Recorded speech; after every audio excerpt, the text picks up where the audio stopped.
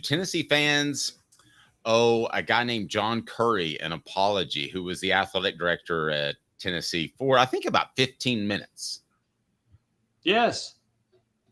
And for the context, John Currie hired Tony Vitello, for those who don't know. Right.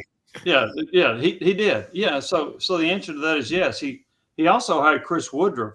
And I realize we're talking, if you look at the highest profile of the sports, but identifying Tony Vitello, they did a tremendous job. And in fact, Currie, I saw an interview, some quotes from him in an interview where he actually accredited one of his assistants for doing a lot of the background check and vetting on Tony Vitello. So yeah, John Currie helped Tennessee deliver its first national championship in any sport in 15 years. And I thought he was a good athletic director who made one big mistake. Which was, for those that don't know, the coaching hire situation.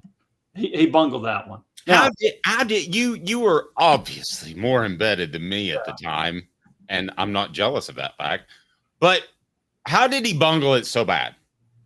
Okay, first off, he identified Dan Mullen as the coach that they wanted to hire. Dan Mullen was at Mississippi State. He had tremendous success at that program.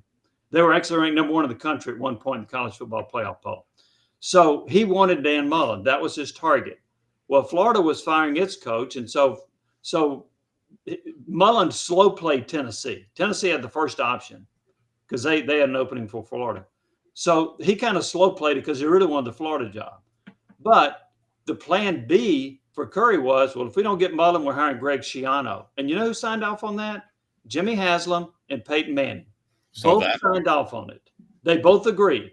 And then when they hired Schiano, a bunch of over-exuberant people, including politicians, looked back and said, oh, he was tied to the Jerry Sandusky scandal at Penn State, which he wasn't. And they overreacted, and they did not hire Greg Schiano.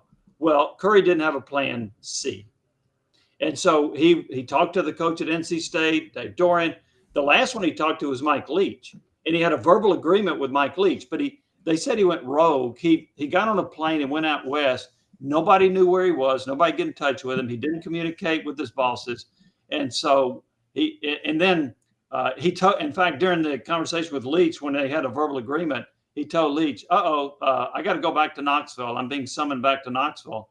And I think he knew then that there was a problem. I don't know if he knew he was going to get fired, but he knew there was a problem. So not having a plan C, and then Philip Fulmer takes over and all that stuff went down. So the big mistake was after the Schiano thing blew up, he didn't have a concrete plan, and he didn't communicate well with his bosses.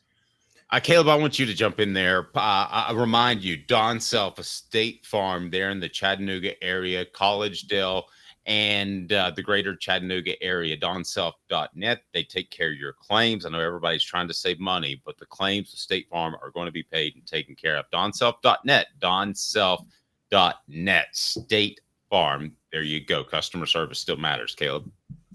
So, Jimmy, I'm not one to give myself a lot of credit. No, I'm kidding. I do. But I'll admit I'm eating a little crow on this. You and I didn't know each other at the time, but I cited you when I was at a previous blog a good bit during the John Currie hire. And I said when he was hired in March, he was an awful hire. He was much better. He ended up being much better than I thought with Tony Vitello being hired. But I will say the biggest concern came from a tweet I remember because I quote tweeted you on it when you noted Jimmy Haslam's pull in making John Currie get hired. And I said, John Currie is hired to do the bidding of Jimmy Haslam. And everything Jimmy Haslam does turns out to be a failure because he's just a failure at life. And so he's pretty rich. Yeah, pretty because rich. Of daddy. Yeah, because of daddy. I mean, Paris Hilton's rich too. Okay. So anyways, and much better looking than Jimmy Haslam. Jimmy Haslam. Not Jimmy Hyams. Jimmy Hyams is much better looking than Jimmy. Jimmy's a handsome devil. I met Jimmy Haslam. Sorry, y'all's names sound a little similar. Jimmy Hyams, you are better looking than Paris Hilton. Okay, so anyways, the whole point I'm getting to is, do you think part of the John Currie problem, and I did predict this about a month before Butch Jones was fired, I predicted this would happen, and it's the best call I ever made. Do you think John Currie would have done better with the coaching search if Jimmy Haslam wasn't trying to pull the strings? Because all reports I see were Jimmy Haslam's the one who wanted Greg Schiano. Remember, he tried to hire Greg Schiano at Cleveland after Schiano was blackballed by the NFL. He was the one owner who liked Greg Schiano still. I think you're probably right on that. And going back on that, I don't know how sold John Currie was on that. I don't know if that was Jimmy Haslam saying, "Hey, you better go hire him. Here's the plan." Maybe Currie liked him anyway. So that's what I don't know. But I do know that Haslam signed off on it. I do know that Peyton Manning signed off on it.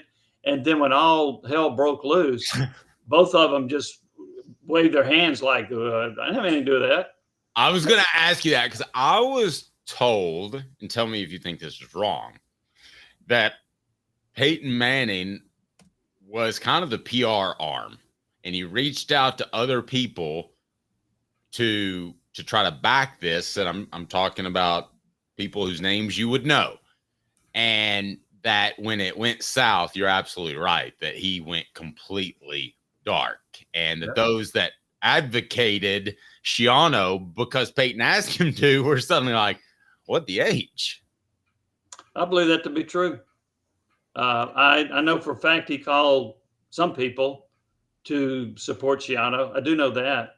How many, I don't know. But I know that he backed Schiano on that. And then when it blew up, he went dark. I think Jimmy Haslam went dark.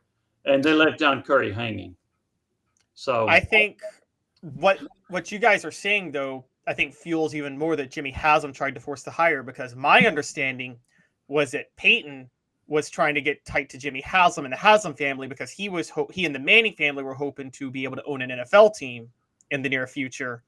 And so Peyton would sell the hire on behalf of Jimmy Haslam, I feel like, more than John Currie. You may be right. I don't know that. In the end, where do you think Tennessee, I'm just curious, pure projection, would be had they stuck with John Currie? I'd have to say they'd still have a struggling football program because it didn't look like he was going to get the right guy in place, was he? I didn't like Schiano. I didn't think that would be a good hire. So, and nothing to do with the Penn State situation. I just didn't think he didn't treat his players right in the NFL. He had a bad reputation in regard to that. He did a pretty good job at Rutgers, and then when he went back to Rutgers, he didn't do anything. So they would have fired Schiano by now, right? What if the football program, to your question, Dave, I think would still be struggling if they had hired Schiano. What if they had hired, because one of the ones I think we forgot because we named all the lists that Currie was going through, but one that I thought he had was Jeff Brom, and wasn't it Jimmy, the administration wouldn't sign off on the hire? What if they let him hire Jeff Brom? Where would Tennessee be right now with Jeff Brom? I think they'd be in good shape. I think Brom's a really good football coach, and I had reported that he was going to be hired. I was wrong. It's the only mistake I've made as far as a coaching hire situation, because I had a coach that I talked with a lot during the whole process. He helped me break a lot of stories about coaching hires. A coach himself that said Brom asked him to be on the staff. He told me about another coach up in the Northeast that had resigned his job because Brom asked him to join him in Tennessee, and the guy agreed to it and resigned his position to come with Brom to Tennessee. And then Brom backed out of it for whatever reason. I don't know all the things that were behind that, but I think Brom would have been a really good football coach. Would they be in the situation right now that they are with Heupel? I don't know that, but I think they would have been a consistent 8 or 9 game winner with Brom. I agree with that. But let me ask you this, knowing what you know now about Josh Heupel, if you're the University of Hyams, who would you hire, Josh Heupel or Brom? Heupel. Interesting. Yeah. I mean, obviously I've seen what's happened on the field. I've spoken to him. I have my impression, but what has specifically changed your opinion? Because I'm assuming you wouldn't have made the same hire then for the University of Hyams, right? No. Would I have hired Heupel 6 years ago? Is that what you're asking me? No. Yes. I'd hire Brom. But I think Heupel's got a great upside. And I like what I've seen for the most part with what he's done with the program. And I think that they're going to have tremendous offenses. I think that Brom has done a really nice job. For some reason, I think that Heupel's ceiling is higher than Brom's. Now, that remains to be seen. But I think Heupel's ceiling is higher, which is why I say I would rather have Heupel right now than Brom. Plus, I'm still mad at Brom for saying he was going to take the job. It made me look stupid.